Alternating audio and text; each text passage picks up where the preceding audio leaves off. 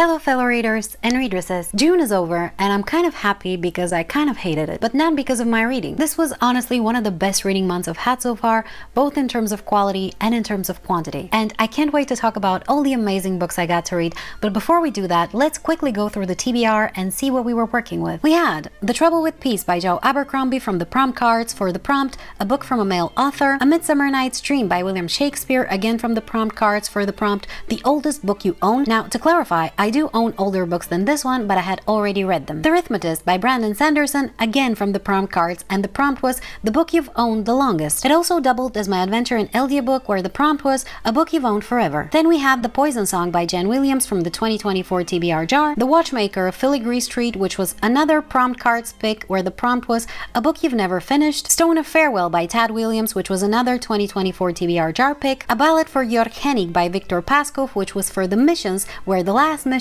was read a book that was a gift. Into the Wild by John Krakauer, another prompt cards pick, and the prompt was a book in a format you wouldn't usually read. Then we had Guards, which was my buzzword reading challenge pick, where the prompt was repeating words, and The Dragon Reborn by Robert Jordan, which was a buddy read with Gabby from Gabby Likes to Read, which makes a total of 10 books on my June TBR, out of which I read 7, am still reading 1, and didn't get to 2. Coincidentally, I read 2 other books that weren't on my TBR, but we'll talk about it later. First, let's look at the books that didn't make it. The first of which is The Dragon Reborn by Robert Jordan. As I mentioned, this was a buddy read with Gabby, but around the 20th of the month, we unanimously decided that it's best to leave it for July because we were both very busy. And the second one is The Watchmaker of Filigree Street by Natasha Pulley. This one I didn't pick up because it has a very distinct autumn vibe, which I remember from the 20 to 30 pages I've read from it before, so I decided to leave it for a more appropriate season. And the book I'm still reading is The Arithmetist by Brandon Sanderson. I'm about 60 to 70% into it, and so far I'm quite enjoying it,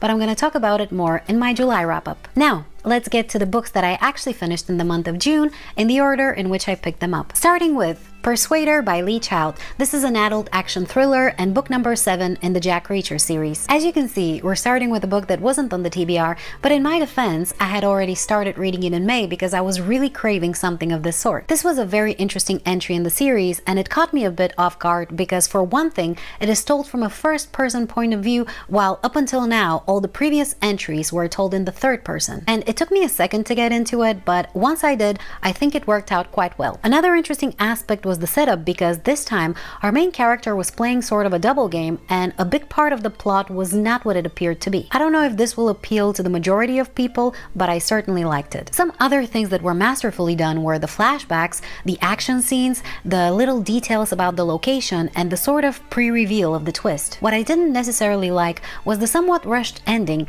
I really wanted to know more about the villain, and I wanted to see more of the fallout from the situation. There was definite lack of clarity when it comes to certain details from the past, which left me a bit unconvinced when it came to the present timeline. Still, a very good book. There was one particular moment when I wanted to really stand up and applaud the author's amazing skill to create suspense and sort of reveal things without revealing anything. And I know this sounds nonsensical, but I have no better way of explaining it. I gave the book 4 to 4.5 stars, and I am of course continuing with the series. Next, I picked up The Trouble with Peace by Abercrombie. This is an adult grimdark political fantasy and the second book in the Age of Madness series, which itself follows the First Law trilogy and is set during sort of an industrial revolution era. I'm not going to talk about the plot because I don't want to spoil anything, but I'm going to say that this was a wild ride and a masterclass when it comes to politics, familial drama, and emotional trauma. The book perfectly demonstrated how, when it comes to politics, the nicer you are,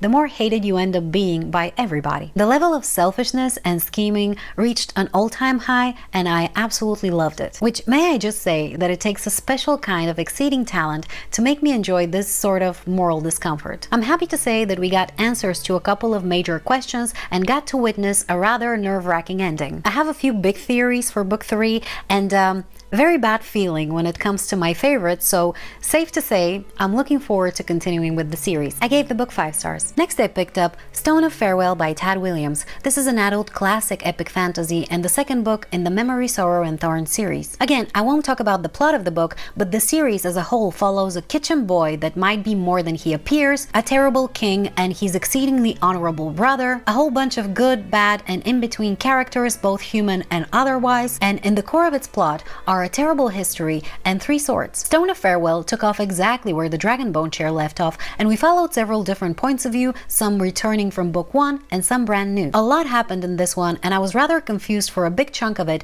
but by the end, the author managed to pull it all together and revealed several secrets, one of which shocked me quite a bit. I have to say though, the book moved really slow to the point where it was almost painful to read it at times. Tad Williams writes really beautifully, and he knows how to build a character and a great plot, but he also doesn't let go of a scene until he has squeezed every ounce of life from it, and that becomes a bit tedious to read at times. As a side note, kudos to the author for providing a detailed summary of book 1 before the beginning of the story, which really helped me get back into speed, and I think more authors of big epic fantasies should start doing that. I gave the book 4 stars, and I think it'll be a few months yet before I pick up the last book in the series. And then I read Guards by Terry Pratchett. This is an adult epic fantasy satire and book number 8 in the Discworld series. It's also book number 1 in the City Watch arc. I absolutely love this one. It follows a young man of significant size who was abandoned as a baby by his parents and was raised by the dwarves. He is now of age and absolutely clueless of the fact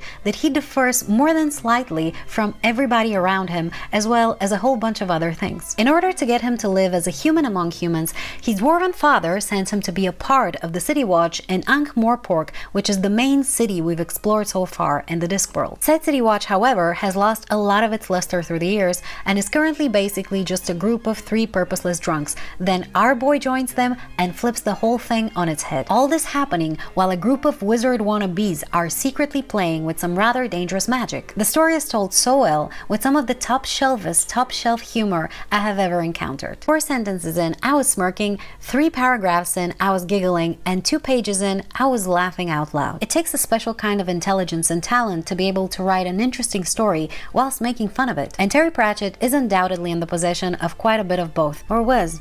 May he rest in peace. I read the book within a day and I had a tremendous fun with it. I loved every single character we ran into, and I especially enjoyed the representation of dragons in this universe. I couldn't recommend this book enough, and if you're looking for a good place to start your journey into the Discworld, this one is definitely it. Next we come to a book that had me sobbing for days, and if you've watched my mid-year check-in book tag video, I mentioned it there as the best book I've read so far this year, and that is A Ballad for Georg Henig by Viktor Paskov. This is a tiny, standalone, real-life story from the childhood of this great Bulgarian author, musician, and screenwriter, and is focusing on a period of his childhood where he knew the Czech-born violin artisan Georg Henig, who moved to Bulgaria after 1944 and who had a rather difficult life here. Listen, there are books that are sad, and there are books that aren't, but make you sad because they hit you in a particular spot. And for me, this one was somehow both, because while this book is admittedly sad, especially the second half of it, it had an overwhelming effect on me because it hit me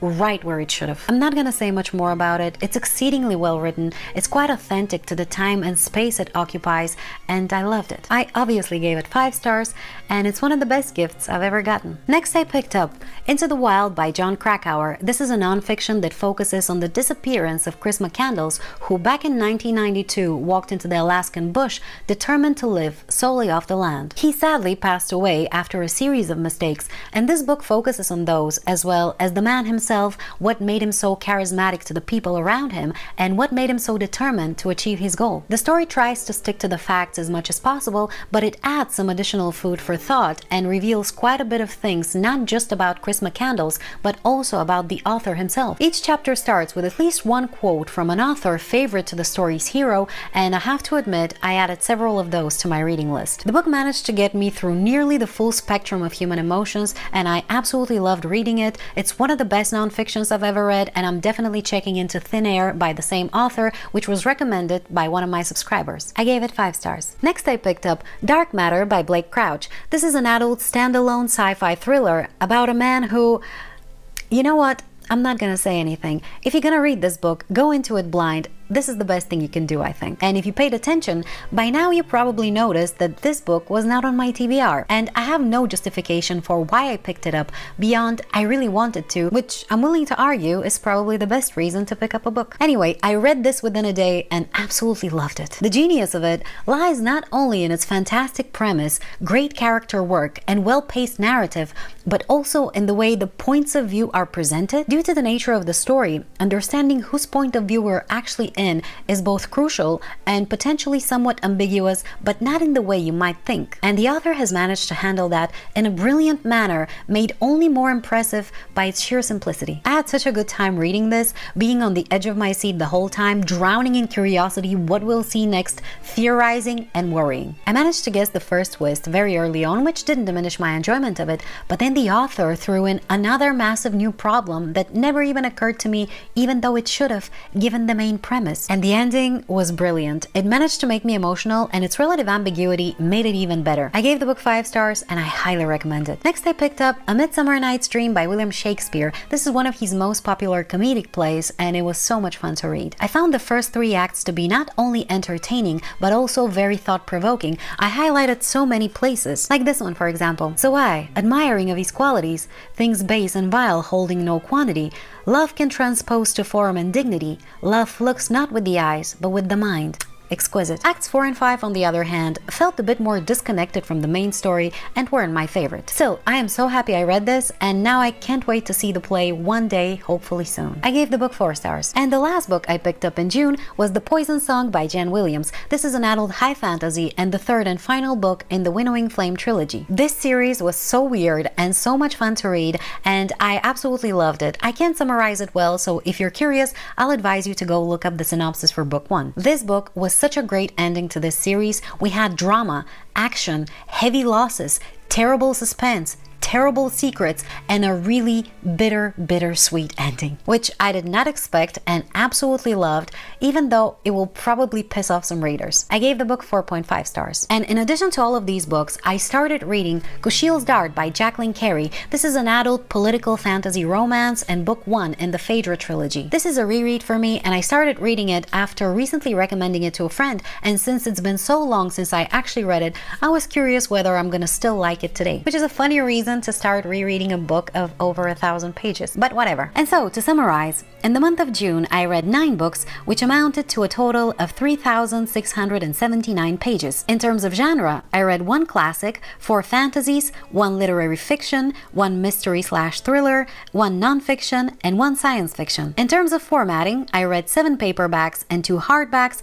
and in terms of sourcing, I owned all 9 books. And that's it. I hope you enjoyed watching this video, and please let me know what you read in the month of June and what was your favorite book of the month. Thank you so much for watching, and if you'd like to see an accounting of how my reading is going so far in 2024, check out this video. Bye!